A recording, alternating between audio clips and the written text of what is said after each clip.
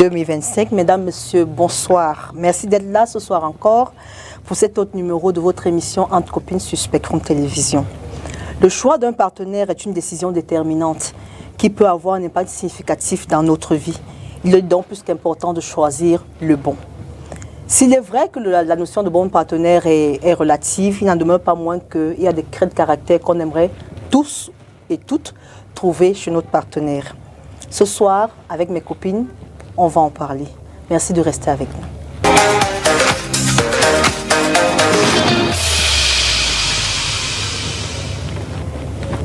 Le choix du partenaire, comment reconnaître le bon? C'est le thème de notre émission de ce soir. Pour en parler, nous avons notre consultante, je vais dire ça comme ça, Madame Djimo Barbara. Bonsoir Barbara. Bonsoir à tous les téléspectateurs de STV. C'est toujours un énorme plaisir d'être sur ce plateau. Je suis tout à fait heureuse également et je dis bonsoir à toutes mes co-panélistes qui sont extrêmement, illuminés. Le plateau est très beau aujourd'hui. Je suis très heureuse d'être là et je suis heureuse de te voir également. Après chaque émission, on a hâte de revenir pour pouvoir te revoir. Merci beaucoup. Alors, on ne le dira jamais assez, tu es coach conjugal et spécialiste de la santé mentale. Comment va la santé mentale des gens? Oui, je suis thérapeute, j'accompagne énormément de gens aujourd'hui qui souffrent et on continue de le dire, la santé mentale. Lorsqu'on parle de santé mentale, on ne parle pas de fou. Et j'insiste, la psychiatrie, la psychologie, c'est deux choses différentes. Vous pouvez être DG de telle maison, de telle grande société et avoir des problèmes de santé mentale. Vous pouvez avoir eu des chocs émotionnels qui vous empêchent d'avancer dans la vie. Vous pouvez avoir eu des hommes qui vous ont abandonné et vous souffrez, vous n'arrivez pas à éduquer le reste de vos enfants. La souffrance émotionnelle est grande.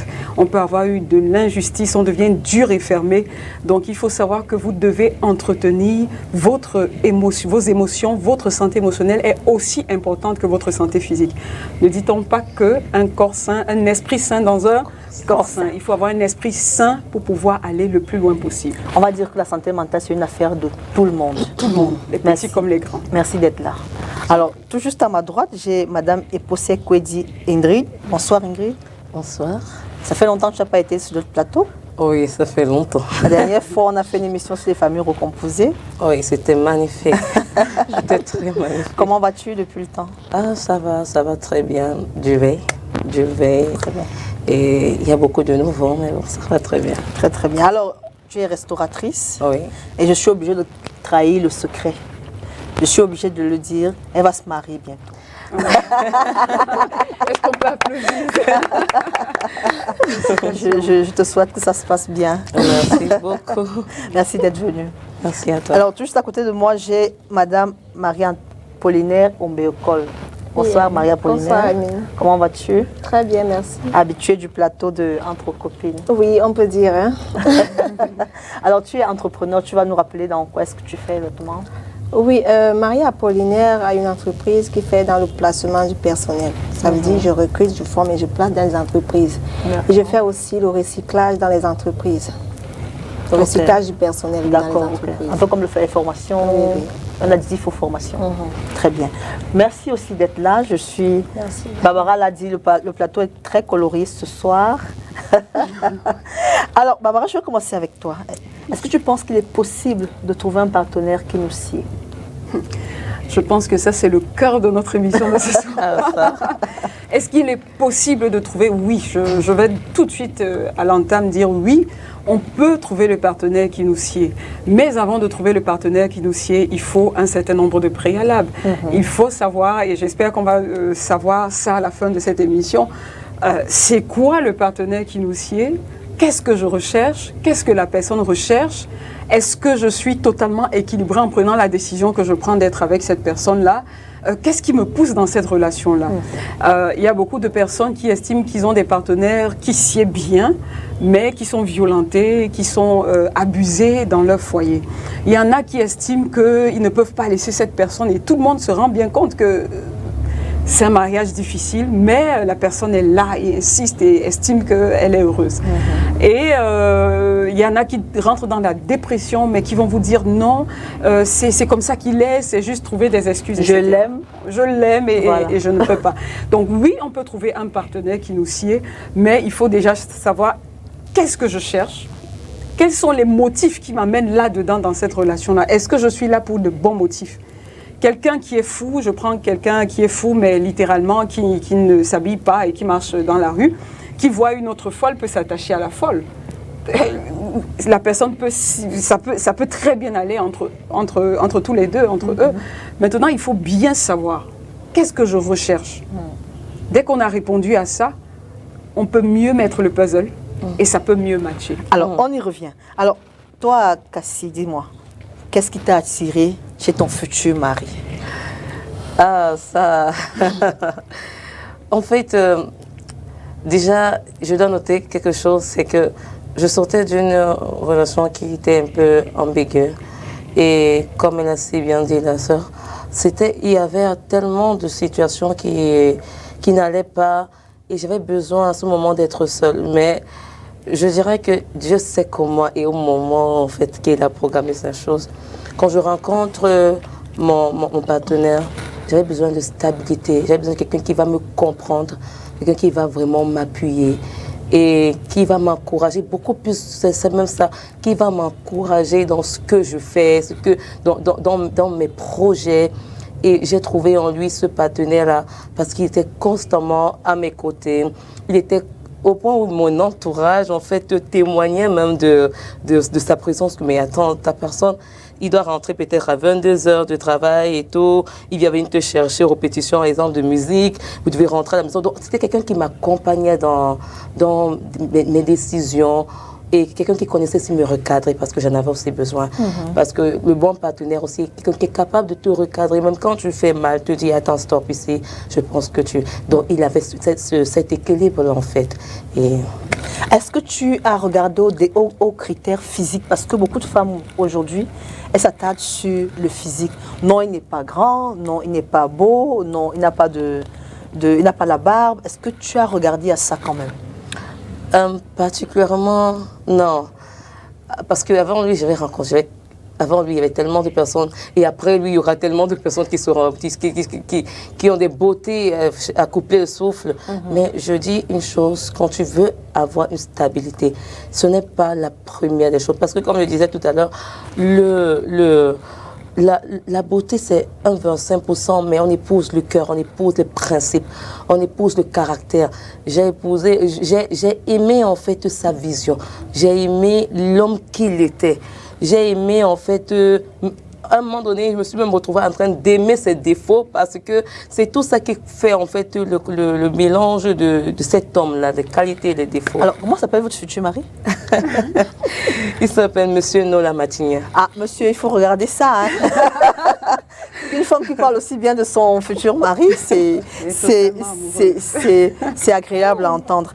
Alors, Marie Apollinaire, quelles sont les principales questions que toi tu te poses quand tu veux être avec quelqu'un? Est-ce que tu te poses déjà des questions? Il faut qu'on se le demande. Les femmes ne s'en posent pas beaucoup. Je t'en pose quand même. Est-ce que quand quelqu'un vient vers toi, tu es célibataire, quelles sont les questions que je te pose? Déjà, c'est une question que si tu me posais il y a de cela des années, je n'allais pas facilement comprendre, je n'allais pas facilement répondre. Oui.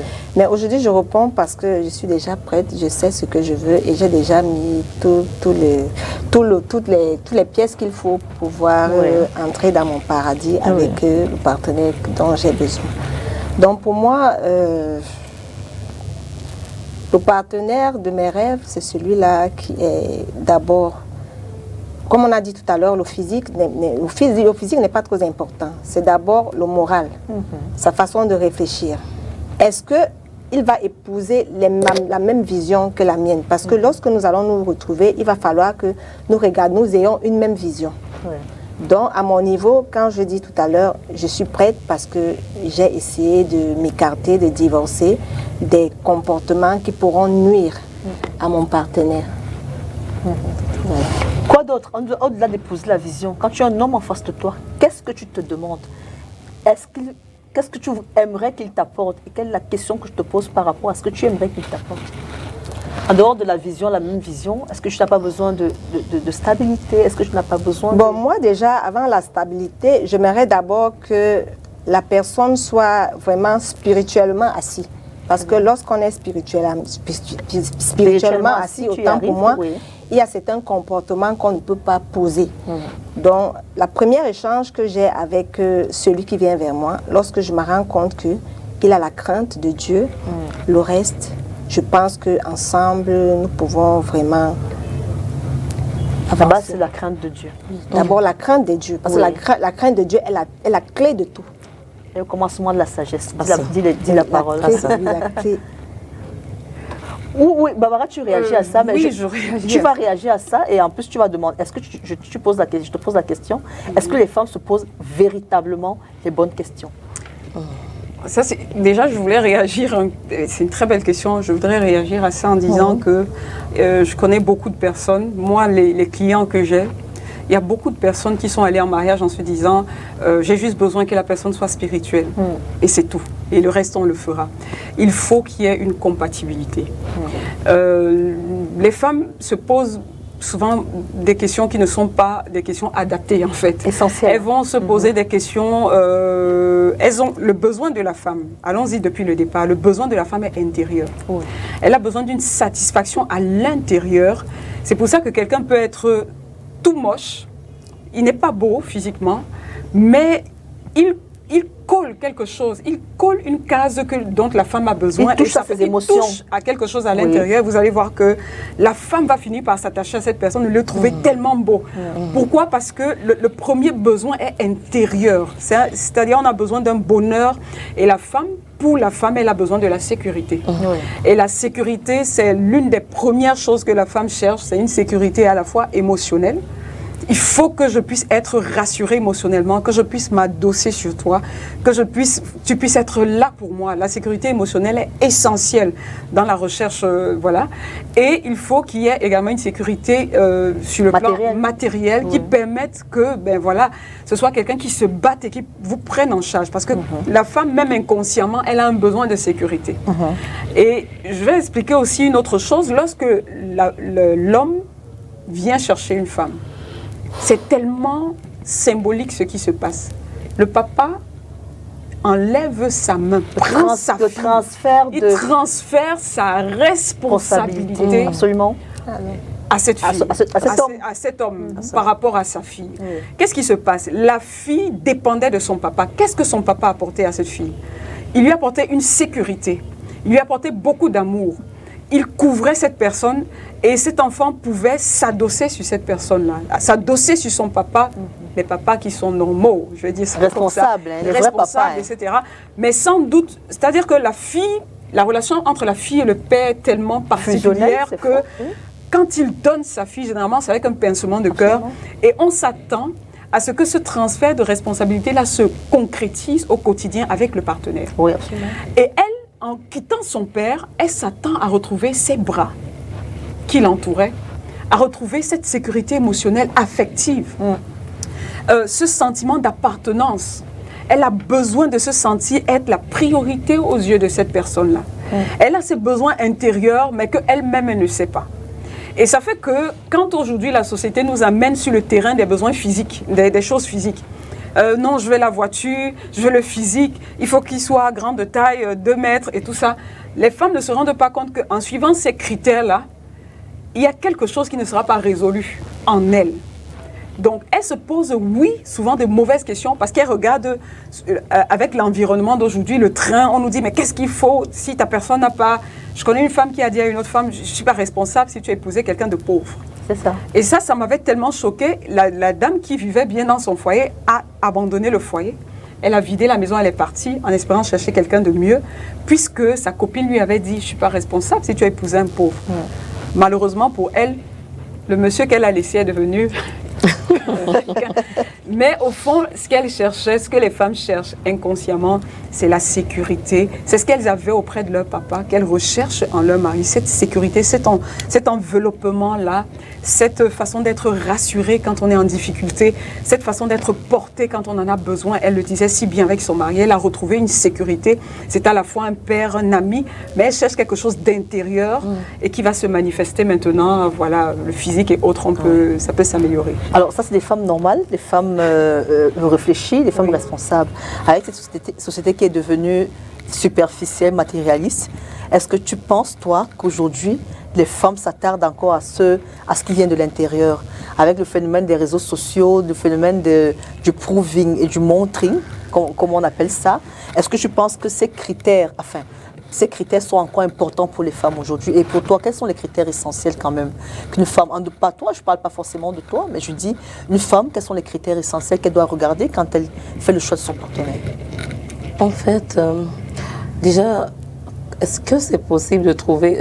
est-ce qu'il y a encore dans le monde des femmes qui regardent au-delà de l'apparence physique, s'il y en a?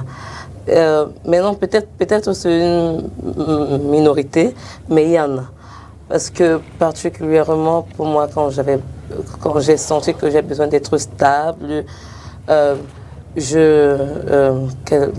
fait, la chose que je voulais, c'était, comme Barbara l'a si bien dit, cette sécurité-là, cette personne qui sera comme une épaule pour moi, cette personne qui pourra me porter plus haut, en fait. Et à travers lui, en fait, je vais transcender les limites. Au travers de lui, je vais briser les barrières. Effectivement, je vais briser les barrières. Et je note aussi quand même le point de la sœur qui disait tout à l'heure que la spiritualité aussi, malgré tout, est aussi importante. Parce que quand tu rencontres un homme qui a la crainte de Dieu, qui a vraiment la crainte de Dieu, vraiment tu as un soulagement. C'est un soulagement de plus, au-delà de tes caractères qu'il a déjà, mais c'est un soulagement parce que tu sais que quand ça ne va pas aller, vous allez choquer même dans la prière pour que les choses, en fait, dans ce sens. Très bien. Alors, Marie-Apollinaire, les couples aujourd'hui, même les couples mariés, le mariage est en déroute, hein? Même les couples mariés aujourd'hui connaissent beaucoup de difficultés. Est-ce que tu penses que les gens se marient encore aujourd'hui pour de bonnes raisons? Bon, ça dépend de la réflexion de chacun. Hein. Globalement, de l'observation que tu fais. Pour moi, aujourd'hui, je pense que beaucoup aujourd'hui se marient par convoitise, ils s'attardent beaucoup plus sur le matériel. Il n'y a pas trop d'affection. Là, c'est ce que moi je pense. Voilà ce que moi je pense. Donc, ils regardent juste le matériel, qu'est-ce que l'autre va m'apporter, qu'est-ce que l'autre va faire pour moi. Mais pour moi, je ne pense pas que ça soit ça. Moi, aujourd'hui, si je me marie, c'est d'abord la valeur que j'ai pour la personne, pour moi-même. Parce que, comme je dis souvent, avant de vouloir quelque chose, il faut d'abord valoriser cette chose. Parce que lorsque tu valorises la chose, tu fais tout pour acquérir cette chose et pour garder la chose. Très bien. Voilà. Je reviens à toi. Je te pose quand même la question, toi qui es en charge des couples, toi qui soignes les couples, est-ce que tu ne penses pas que les couples aujourd'hui se fondent sur des critères tant légers que subjectifs pour se former? Très belle question. J'aime beaucoup les questions de ce soir parce qu'elles sont vraiment très profondes. Oui, justement, on se base sur l'avoir plutôt que sur l'être. Et ça fait que la plupart des couples aujourd'hui, il y a une explosion des taux de divorce. J'étais encore au niveau des tribunaux. C'est très, très grave ce qui se passe de plus en plus dans notre pays. Les gens se marient autant qu'ils divorcent. Hein. Il y a au moins les 30% de tous ceux qui se marient qui pensent à divorcer après quelques années parce que ces derniers temps, avec l'avènement du modernisme, on est dans l'avoir. Est-ce qu'il a ça? Alors, je vous pose une question. Lorsque la jeune dame, lorsqu'elle est venue avec son fiancé à la maison, quelle est la première question qu'on pose? Qu'est-ce qu'il fait? Qu'est-ce qu'il fait? C'est-à-dire que même la famille, même la société est concentrée sur quoi? Les avoirs. Qu'est-ce qu'il fait? Qu'est-ce qu'il a? Il est directeur de quelle entreprise? Et il y a 3 grandes choses que moi je me dis, il faut absolument regarder. Hein. La première chose, c'est les valeurs de la personne. Est-ce que la personne a des valeurs qui correspondent aux miennes? Et tout à l'heure, on parlait de spiritualité, ça fait partie des valeurs. Est-ce qu'on a les mêmes valeurs? Parce que vous pouvez être spirituel, c'est bien, ça coche une case. est-ce que vous pouvez aussi avoir des valeurs, je ne sais pas, morales, identiques? Quelle est la moralité de la personne que vous voulez épouser? Est-ce que cette personne est un peu agressive? Est-ce que cette personne est un peu malhonnête sur le rebord?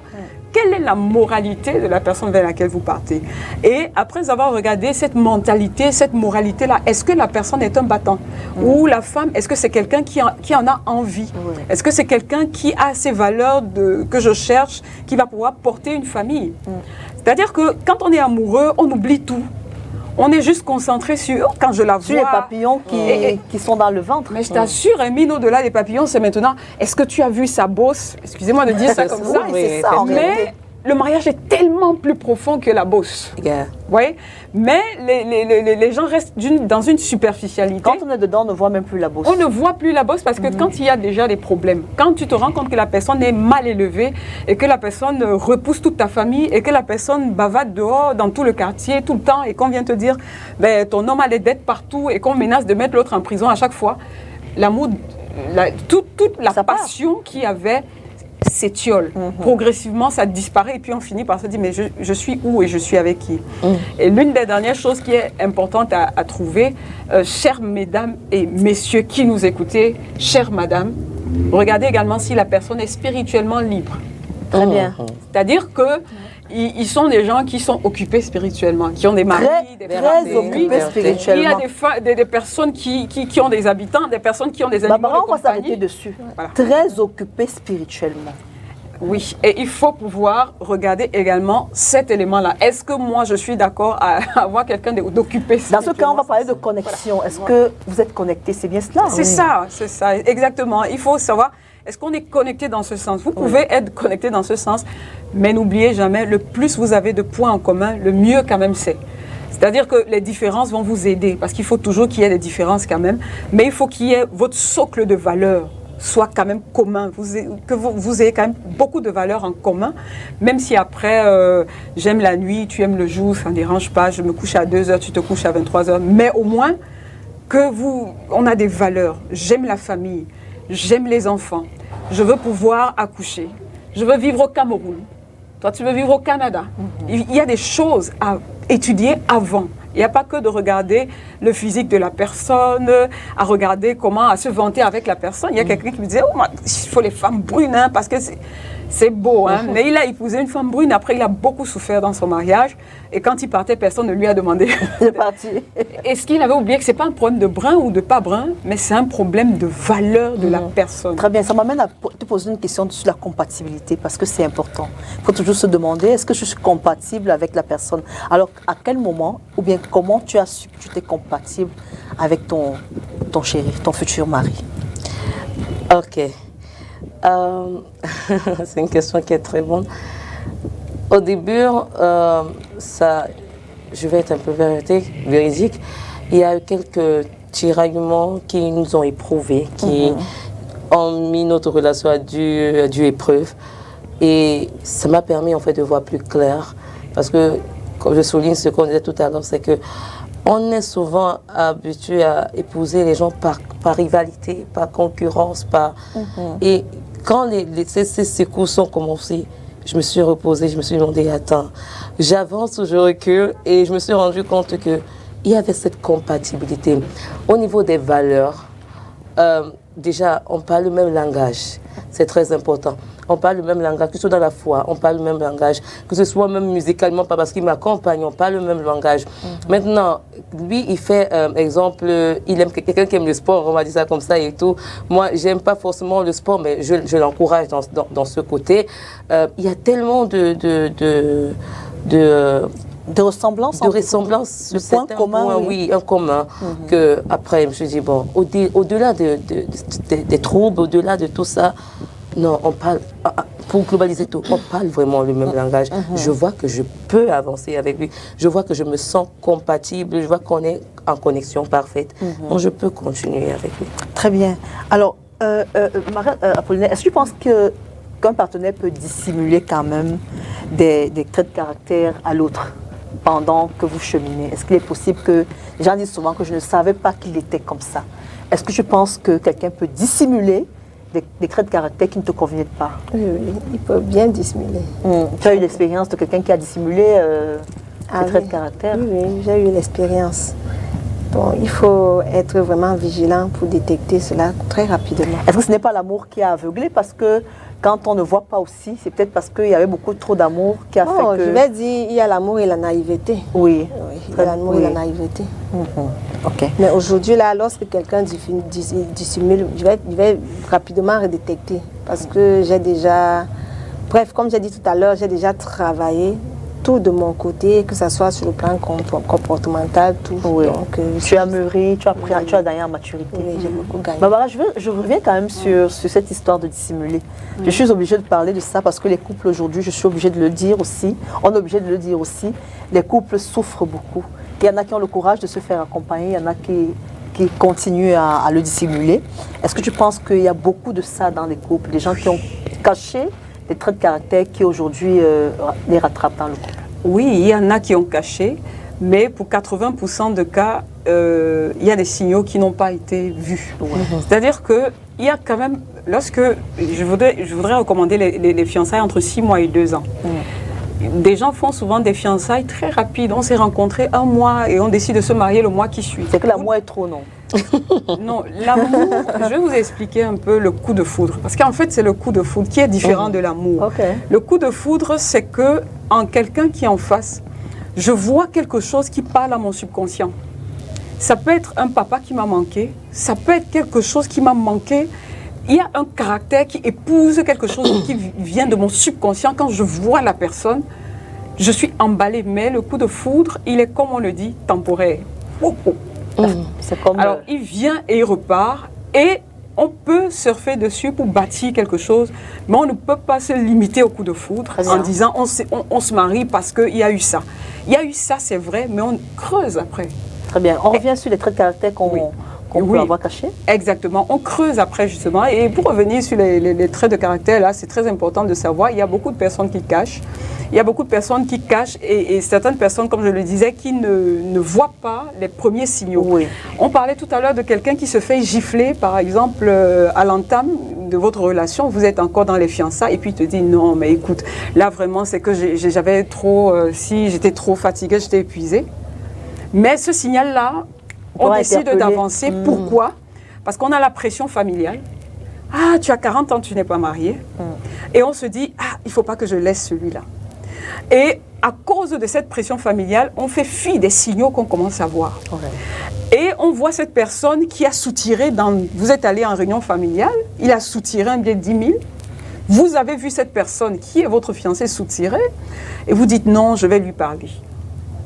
Il va changer. Il va changer. Et vous êtes en train de voir des signaux. Vous voyez des signaux, mais vous décidez d'expliquer ces signaux-là. Et parfois, ce sont les autres qui attirent votre attention, mais vous décidez d'avancer la tête baissée. C'est pour ça que je voudrais dire, il faut faire très attention. Le coup de foudre ne doit pas vous amener à fermer les yeux. Ouvrez quand même les yeux et regardez, parce que si vous regardez, vous allez voir. Et je recommande aussi de provoquer souvent l'autre. Il faut provoquer l'autre. Pour voir comment il réagit. Il faut provoquer. Tant que vous n'avez pas vu quelqu'un dans un temps de colère, vous ne le connaissez pas. Provoquer la personne, créer des situations où la personne va pouvoir montrer ce qu'elle a dans le ventre. Et lorsque vous êtes fiancé, allez visiter la personne de façon impromptue. Ne prévenez pas. Ne prévenez pas. Allez en famille, rentrez dans la maison un dimanche à 11h. Tu aimes le risque, Barbara? Oui, c'est mieux de savoir là où vous partez que de vous engager à partir quelque part sans avoir les contours. Et quand vous allez arriver là-bas, vous allez trouver votre partenaire en train de parler d'une certaine façon à sa mère, à son père. Vous allez trouver quelqu'un à 12h en train de dormir. Vous allez voir des choses. N'hésitez pas à poser des questions profondes avec la personne que vous voulez épouser. Allez-y sur posez des vraies questions. Ne posez pas des questions, ton regard, quand je le vois, vraiment, qu'est-ce que ta maman avait fait? Vous pouvez le faire. Tu aimes quel genre de parfum? Voilà les questions, tout ça. Posez la question de savoir, mais qu'est-ce qui s'est passé avec la relation précédente? Pourquoi est-ce que vous êtes séparés? Alors, est-ce que tu penses que tu as une part de responsabilité? Sinon, c'est laquelle? Est-ce que tu penses que tu t'es amélioré? Est-ce que le fait que tu sois passé ton enfance, c'était comment poser des questions? En posant des questions, vous allez réaliser qu'il y a certains comportements qui viennent parfois de l'enfance. De loin, oui. Vous allez comprendre mieux la personne que vous épousez. Faites parler la personne. Sortez avec la personne. Il n'y a pas que le physique. Hein. Tout ça, il faut le laisser. Il n'y a pas que tout ce qui est léger. Allez, soyez un peu plus profond. Soyez très profond. Et vous allez pouvoir voir cette dissimulation-là à temps. Très bien. Alors, quelle est la place de la communication? Et surtout de la compréhension, parce qu'on peut communiquer et on ne se comprend pas. Alors, qu'est-ce que tu fais de la communication et de la compréhension? Est-ce que c'est important pour toi, dans ton couple? À ça, je dirais même que c'est fondamental. Oui. Oui. Parce que s'il n'y a pas communication, il n'y a pas confiance. Je ne peux pas faire une chose sans parler à ma personne. Et le jour où il va l'apprendre, ça va briser quelque chose. La confiance, oui. Ça va briser la confiance. Donc, la communication a vraiment de l'importance. Tu ne peux pas dire que tu fonctionnes avec une personne avec qui tu veux faire ta vie, construire ta vie, si tu n'es pas en fait en accord avec lui, si c'est que tu n'arrives pas à lui dire des choses, tu n'arrives pas à être ouverte avec lui. Je vais prendre un exemple banal, simple, qui est tu es peut-être fâché et tu as peur de lui dire que tu es fâché d'un certain comportement, mais je pense qu'entre vous, il n'y a pas de tabou, il n'y a pas de cachotterie. S'il n'y a pas quelque chose qui ne donne pas, il faut en parler. S'il y a quelque chose qui peut être gênant, il faut en parler. Si même du côté sentimental, tu te rends compte que voici quelque chose en train de me troubler, il faut en parler parce que tout ça consolide et ça solidifie en fait la relation. Vous comprenez? Parce qu'au-delà de communiquer, est-ce que vous comprenez? Oui, bien sûr. Bien sûr, c'est très important. Parce qu'on peut se parler, et on ne se comprend pas. Ça, il y a des gens qui se parlent, il y a des gens qui n'écoutent même pas. Il veut seulement réagir à ce que tu as dit. Ce que tu as dit avant, il n'a pas entendu. Il veut réagir à ça. Oui, mais c'est vrai, c'est important de comprendre parce que quand je sais, pour comprendre, il faudrait déjà se mettre à la place de l'autre. Pour comprendre, elle m'a parlé, d'accord, mais non, il faudrait que tu commences, tu réfléchisses. Sur tel point, elle m'a parlé. Il faudrait que j'améliore. Je trouve que moi aussi, parce qu'il faudrait que tu fasses aussi une rétrospective en fait en toi-même et tu te rends compte que ce qu'on t'a dit a du sens pour essayer d'ajuster en fait la chose. Okay. Marie-Pauline, est-ce que tu t'es toujours sentie écoutée? Est-ce que dans tes relations, tu t'es souvent sentie écoutée, comprise? Jusqu'à présent, pas vraiment. Hein.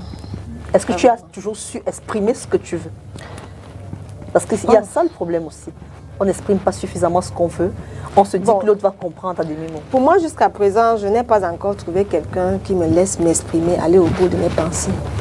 Je n'ai pas encore trouvé quelqu'un, mais je crois, lorsque je trouverai cette personne qui me donnera cette opportunité, je le ferai. Alors, et j'aimerais aussi ajouter quelque chose, parce que tout à l'heure, quand Barbara parlait, nous avons parlé des comportements de certains hommes. Oui. Vous savez, il y a certains qui ne cachent pas le comportement.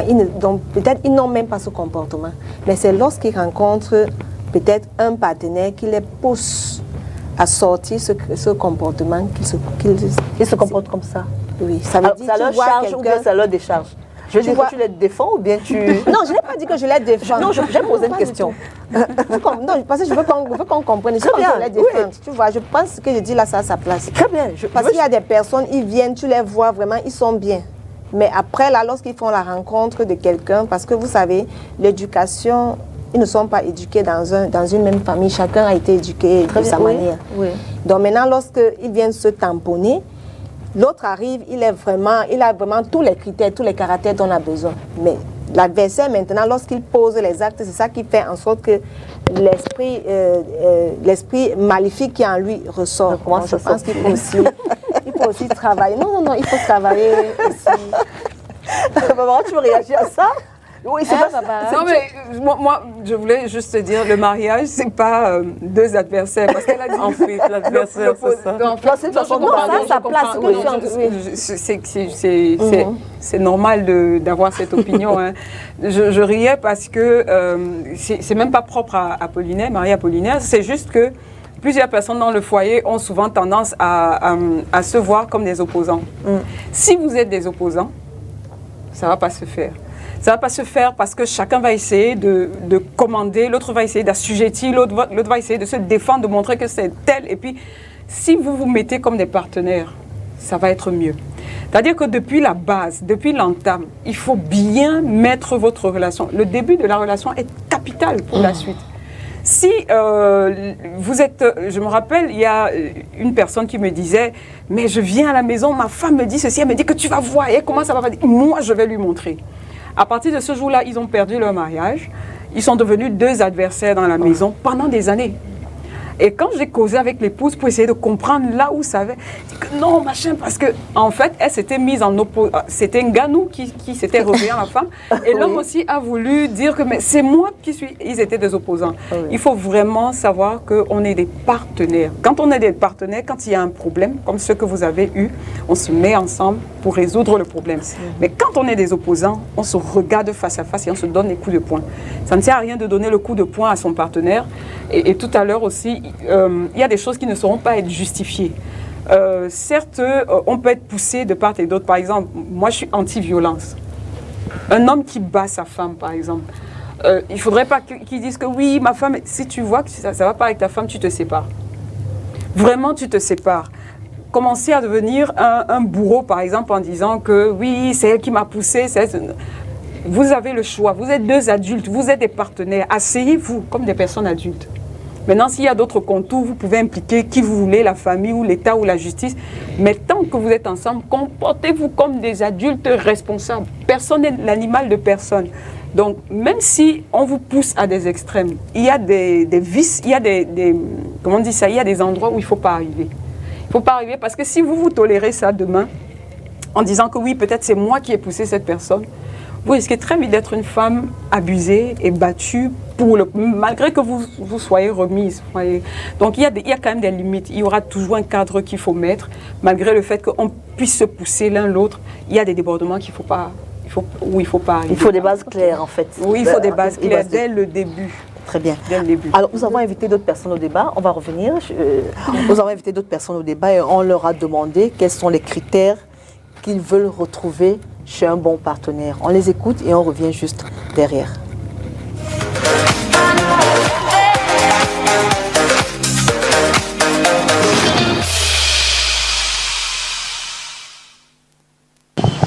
Pour moi, les qualités d'une bonne partenaire, d'abord, pour moi, le premier point, d'abord, c'est la fidélité.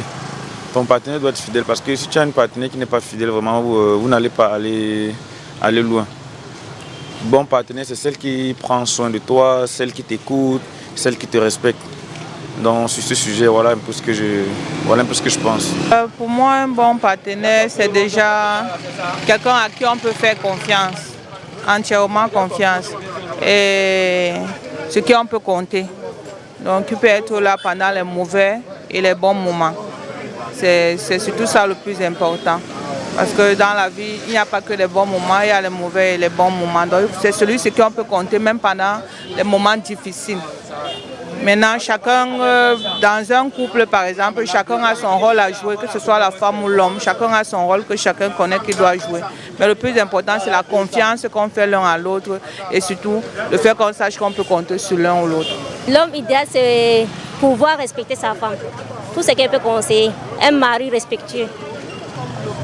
Un bon partenaire, une bonne femme doit être d'abord très gentille et très accueillante et respectueuse. Et même le mari aussi, c'est parce que c'est vice-versa, c'est pas un seul côté, c'est des deux côtés. Et là, quand les deux s'assemblent, tu vois qu'il y a de l'amour entre les deux partenaires. Mais il faut d'abord avoir de l'amour entre vous deux, les deux. Bon, en réalité, les qualités que j'aimerais avoir pour une femme, mon partenaire, il faut d'abord être attentionné, avoir une bonne moralité, être une femme vraiment à l'écoute de ton conjoint et être vrai. Néanmoins, être vrai, il faut être vrai dans une relation. Il faut vraiment être vrai. Parce que si on n'est pas vrai dans une relation, ça ne sert à rien. Pour la femme, qu'elle aille, en ce qui concerne, c'est d'abord le comportement digne d'une femme de foyer. Bon, ne pas être ne pas être, je peux dire, ne pas aimer beaucoup d'argent comme d'autres enfants. Ben, c'est ça qui détourne beaucoup de femmes.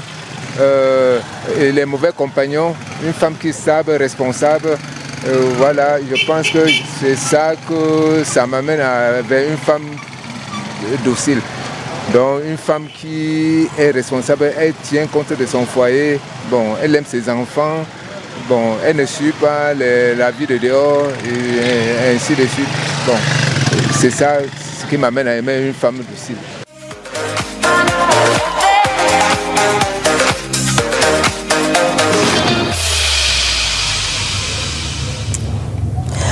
De retour sur ce plateau, si vous nous rejoignez seulement maintenant, vous faites très très bien. Ce soir, avec Barbara, Marie-Apollinaire et Ingrid, nous essayons de ressortir ce qu'on peut retrouver chez un bon partenaire.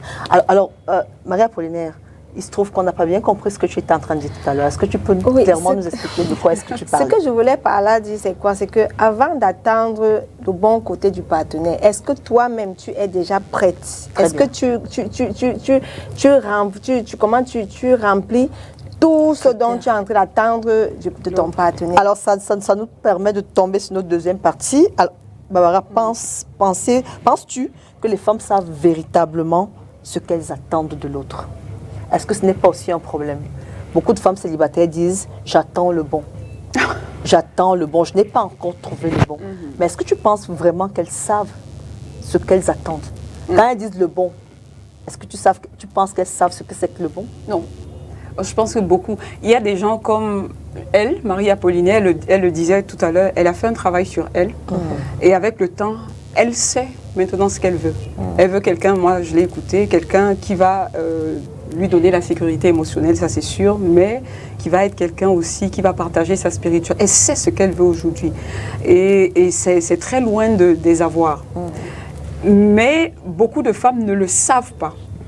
Elle dit j'attends le bon, mais je vais prendre un exemple. Permettez-moi d'aller un peu sur le terrain de la santé mentale. Il y a des femmes qui sont des femmes dépendantes affectives. Et elles sont tellement à la recherche de l'affection, que quelqu'un va leur donner une goutte d'eau d'affection. On dit les émincés d'affection. Les émincés d'affection, ça y est, le mot est tellement... C'est clair, c'est clair. Et cet émincé-là, il va se dire, je sais ce que je veux cette personne, mais cette personne est toxique, cette personne ne correspond pas à cette personne. Ils n'ont pas les mêmes valeurs, mais elle est persuadée que ce qu'elle attend depuis toutes ces années, c'est cette personne. Mais ce que cette personne lui a donné, c'était quoi? C'était l'amour, parce qu'elle était en manque profond d'amour et d'affection. Non, toutes les femmes ne le savent pas. Ça dépend également de ton background, de ce par quoi tu es passé, de toutes les blessures que tu t'es récupérées sur le passage. Non, toutes les femmes ne le savent pas. Mais je peux vous dire, mesdames, au plus profond de vous, et j'ai aimé le Vox Pop qui est passé tout à l'heure, vous avez vu que combien de femmes, chers amis qui nous écoutaient, ont parlé d'argent? Pas du tout. Les femmes ont une recherche qui est tellement plus profonde. Elles veulent un ami, elles veulent quelqu'un qui les comprenne. Elles veulent quelqu'un qui les entoure, les enveloppe, les élève, un partenaire de vie. Et l'homme, lui, les hommes que nous on a écoutés tout à l'heure, ils voulaient quoi? Je veux qu'elle me respecte, quelqu'un de respectueux, de gentil, qui est là, qui est serviable. D'ailleurs, il y a un qui a dit qu'il ne veut pas quelqu'un qui demande trop l'argent. Et pourtant, mais pour revenir par contre à cette histoire d'argent, je sors un peu du sujet, excuse-moi. Mais au niveau de l'argent, je voudrais quand même signaler que si vous êtes un homme, donnez l'argent à votre femme. Vous devez donner, pas parce que c'est un problème de matérialisme, mais pourquoi? Parce que celui qui donne est le roi devant celui qui reçoit. Volume. C'est-à-dire que quand vous donnez, vous asseyez votre hégémonie auprès de votre femme. Il faut mettre le volume, Barbara. Parle encore, parle, dis ça. Il faut, cher monsieur qui nous écoutez, et chères femmes, allez appeler vos maris. Chers hommes, vous devez donner à vos femmes pour asseoir votre hégémonie. Elle a besoin d'un chef, elle a besoin d'un leader. C'est là tout le sens de l'homme et le chef de la famille. C'est ça le sens. La femme a besoin d'un... Il y a des hommes-femmes. Moi, je les appelle souvent des omelettes. Des garçons-princesses. Des garçons-princesses. Ils arrivent dans un foyer. Ah non, tu es l'homme. Et parce que tu es l'homme, c'est pas la femme qui paie. Non. Seulement si vous êtes en difficulté financière, elle peut apporter son aide et parce qu'elle a l'habitude de voir son homme prendre soin, elle peut prendre son salaire comme moi, je l'ai fait avec mon mari, et lui donner en disant, chérie, voici ce que j'ai apporté à la fin du mois, gère pour nous. Tu vois, et à la fin, il te dit, chérie, prends ton transport dedans. Même prière. Mais si vous êtes... C'est pas ça. Mais si vous êtes une femme, non, cher monsieur, apprenez à arroser votre femme. Ouais. Il faut que quand elle marche en route, on dit, ça c'est la femme de quel homme? Et il ne s'agit pas forcément d'aller voler. Avec le peu que vous avez, sachez que votre femme est votre fleur, c'est votre jardin. Faut l'arroser. Allez, arrosez-le. Alors, Ingrid, dis-moi, est-ce que tu penses que les femmes savent réellement ce qu'elles valent et ce à quoi elles ont droit? Parce que ça, c'est aussi un autre problème. Les femmes se prennent tellement, elles s'évaluent tellement en deçà, elles prennent ce qu'on leur donne, pourtant elles valent beaucoup mieux. Est-ce que tu penses qu'elles en ont conscience? Je pense que sur un pourcentage de 100, je vais partir sur 50-50. Ah oui. 50% savent ce qu'elles valent. D'autres sont entre parenthèses parce qu'elles sont encore dans l'indécision, je vais dire ça comme ça. Particulièrement, moi, je vais toujours retomber sur moi. Particulièrement, moi, je fais ce que je veux. Je sais là où je vais aller, je sais ce que tu vaux visualise. Aussi, oui. Je sais en fait ce que ma valeur, je connais. Et parce que je connais ma valeur, je connais en fait prendre soin de moi. Parce que je connais ma valeur, je connais prendre soin de l'autre. Oui. Parce que je connais ma valeur, je connais prendre soin de la famille. Donc, quand je connais ta valeur, en fait, ça s'impose. Très bien. Alors, Marie-Apollinaire, tu as appris avec le temps à savoir ce que tu vaux et ce à quoi tu as droit. C'est bien cela? Tu es une femme plus sûre d'elle aujourd'hui, non? Oui, je suis vraiment sûre de moi, très sûre. Donc les gars qui vont venir là, ils n'ont qu'à bien se tenir, quoi. Ils doivent bien se tenir. Ce n'est plus comme avant, en fait. Ah, ça, oui. Donc c'est comme je disais, comme tout à l'heure, je vais toujours revenir vers Barbara, comme tu as dit, l'homme doit arroser sa femme. Ah, ça. Oui, l'homme doit arroser sa femme. Mais maintenant, c'est la femme qui doit se donner de la valeur. Ça veut dire, il y a des actes que même quand l'homme te donne, avec l'argent que cet homme te donne, quand tu fais des choses qui font grandir même votre foyer, l'homme aura toujours cette envie de vous donner. Je dis cela pourquoi? Parce qu'il ne faudrait pas que l'homme dise qu'on parle toujours des femmes, on ne parle pas d'eux.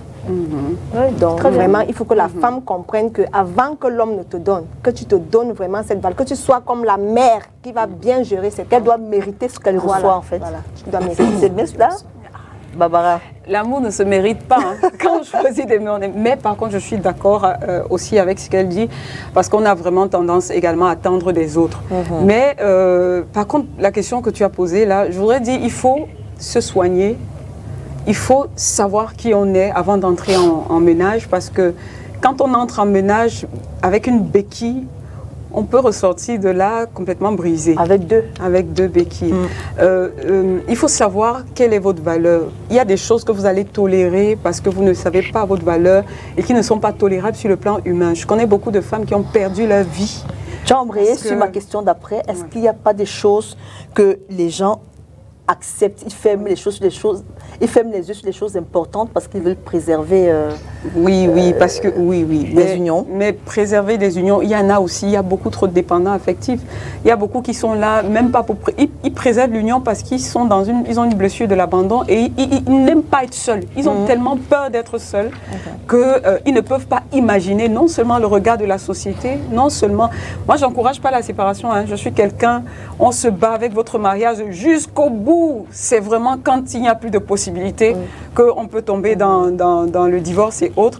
Mais je peux dire qu'il faut savoir quelle est votre valeur. C'est d'autant plus important que même l'homme avec qui vous allez être a besoin que vous aussi, vous puissiez vous valoriser. Il veut amener sa femme quelque part. Il ne faut pas que quand il amène sa femme, elle a tellement peu confiance en elle que si la moto qui vous a porté, pour ceux qui prennent les motos, fait un compliment, elle commence à devenir rouge, etc. parce qu'on ne lui a jamais fait un compliment. Non, madame, vous valez tellement mieux que ça. La société ne permet pas aux femmes de savoir qui elles sont. Vous êtes des êtres humains à part entière. La femme est la source du bonheur de l'homme. Ah, donc quand vous êtes en foyer, vous êtes la source de son bonheur. Vous allez apporter une joie incroyable dans ce foyer. C'est grâce à vous. Mais les enfants, c'est vous qui apportez la vie dans ce foyer. Vous voyez, même l'accouchement, c'est par la femme. Vous avez quelque chose que vous apportez. Ne vous dénigrez pas, ne vous rabaissez pas tellement au point où permettez que vous êtes partenaire de la personne. Il est le chef, mais vous êtes déjà des partenaires. C'est-à-dire que vous pouvez vous asseoir. Apprenez à donner votre point de vue. Apprenez à prendre des initiatives dans votre foyer. Chérie, avec l'argent que tu m'as donné, j'ai pu faire ça, elle le disait tantôt. Apprenez à valoriser-vous.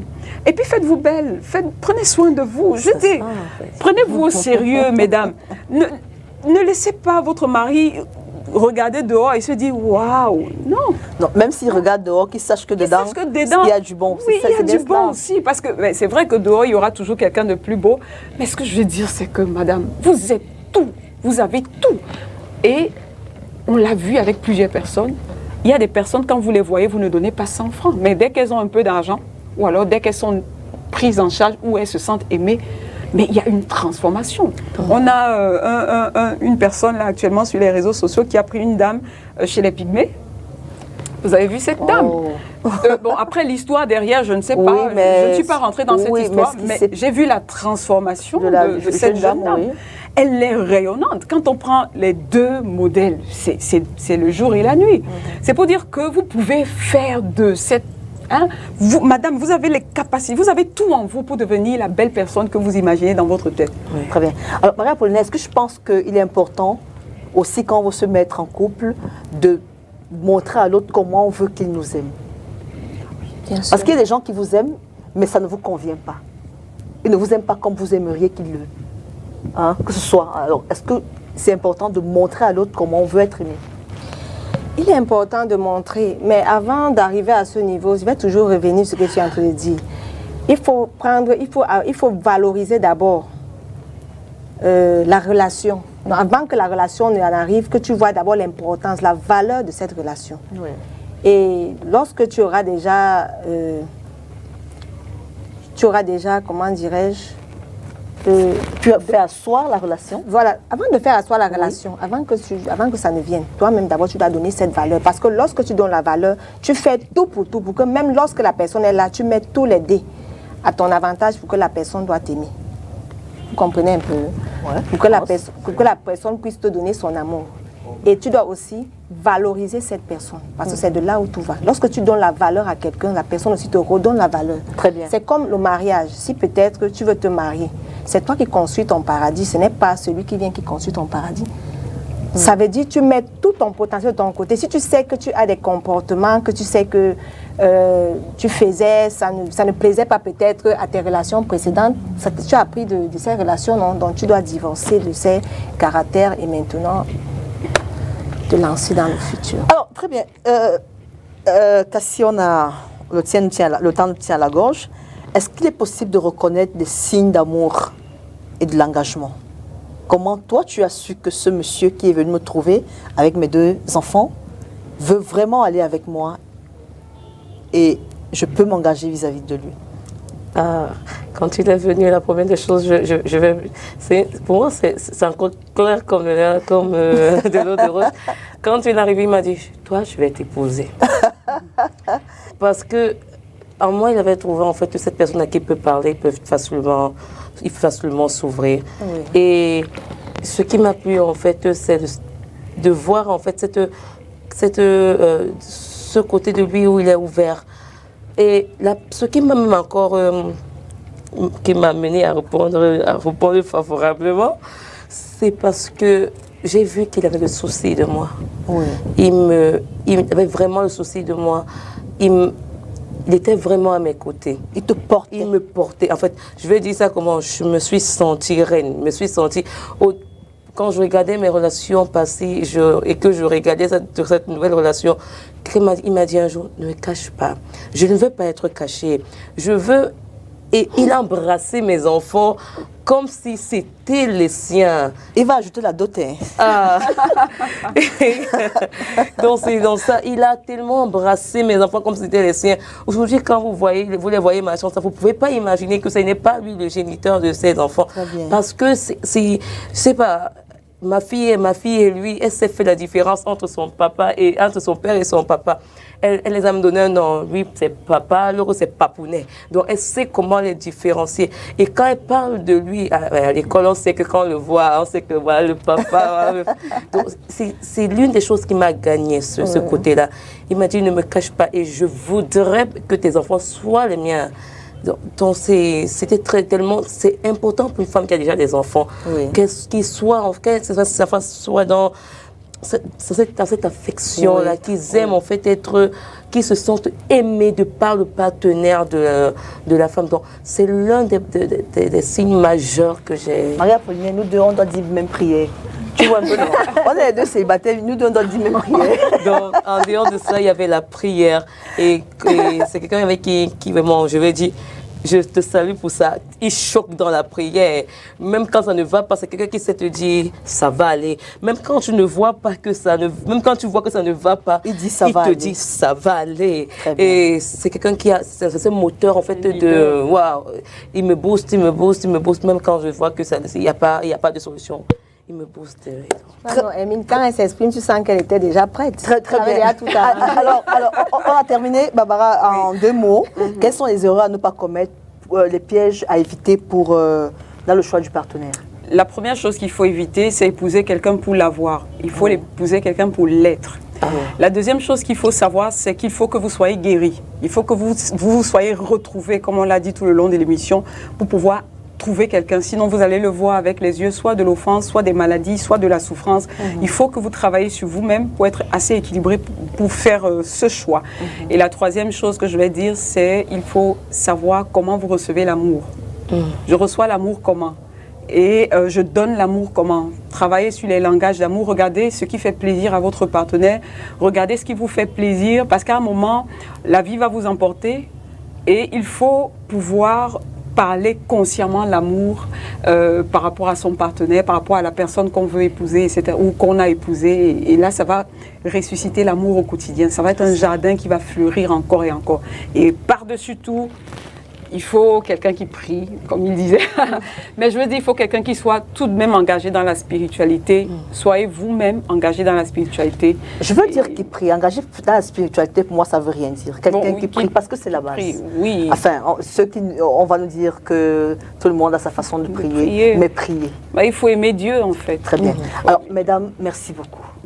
J'ai passé un agréable moment avec vous. Merci beaucoup. Merci, Marie-Apolline. Je te souhaite de trouver cet homme-là qui sera l'épaule, qui sera l'oreille, qui sera le partenaire que tu recherches. Barbara, je bénis ton mari parce que je pense que... 20 ans. Wow. Une femme comme toi, on n'en rencontre pas tous les jours. Ingrid, je vois que tu es une femme amoureuse. Je dis merci à ton mari parce que quand on parle, on connaît un homme qui est bien.